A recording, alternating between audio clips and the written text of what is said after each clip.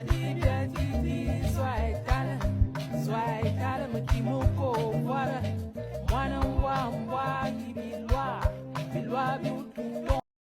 à tous et bienvenue dans Retour aux sources, le podcast où on retourne dans le passé.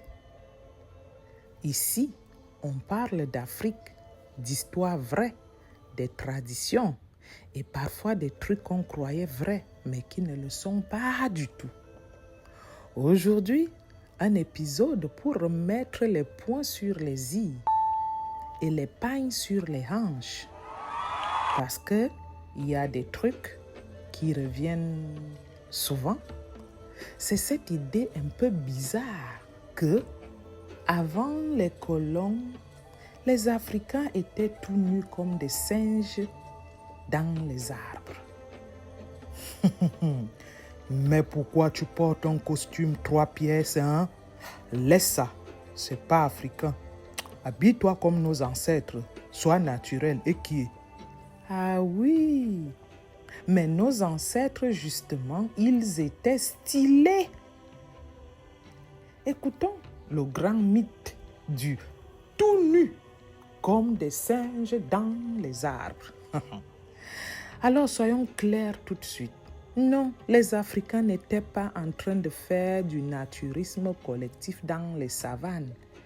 Ils avaient des vêtements faits avec intelligence selon le climat, la culture, la classe sociale et même les occasions. Ah, bon, c'est vrai qu'il n'y avait pas de jeans skinny, hein. Il n'y avait pas tout ce que vous connaissez là aujourd'hui. Mais est-ce qu'on en avait vraiment besoin quand on a du bogolan, du raffia, un bon pain bien tissé à la main?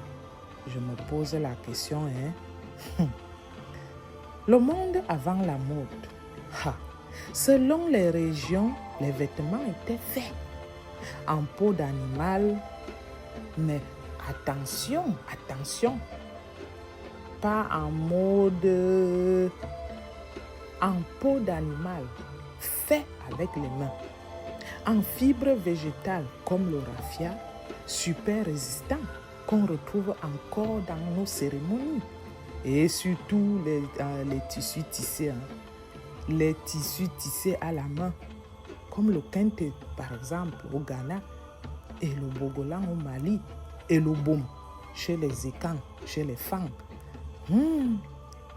Et ouais, nos ancêtres avaient vraiment quelque chose.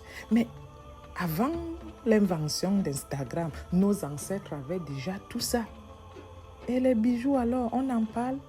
Les scarifications, les coiffures, c'était pas juste pour se faire joli. C'était du langage, du rang social et de la spiritualité.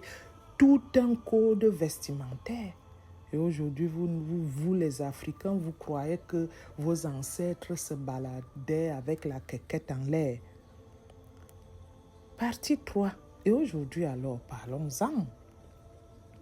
Alors, pourquoi certaines personnes, certains Africains disent, lorsqu'on veut les faire comprendre que les choses qu'ils croyaient vraies ne le sont pas aujourd'hui, ils nous disent, rejetez alors les habits des Blancs, marchez alors nus comme vos ancêtres. C'est pas une question de tissu, c'est une question d'histoire. Le vrai défi, c'est de savoir d'où viennent nos vêtements, ce qu'ils représentent et comment on peut mélanger tradition et modernité. Ah, perso, moi je suis chaude pour un blazer qui fait avec le baume, un genre.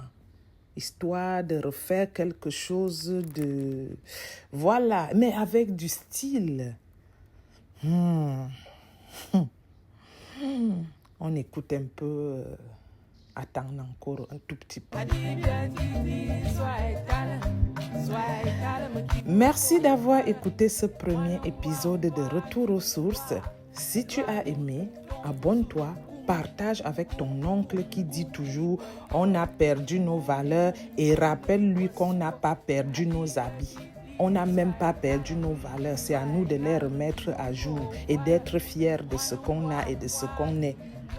Oh, on les a juste mis dans l'armoire et il est temps de les ressortir. Et qui? À la semaine prochaine pour un nouveau voyage dans notre histoire. Et n'oubliez pas, on ne vient pas de nulle part, on vient de loin. Retour aux sources avec Atang Nankoro. À bientôt!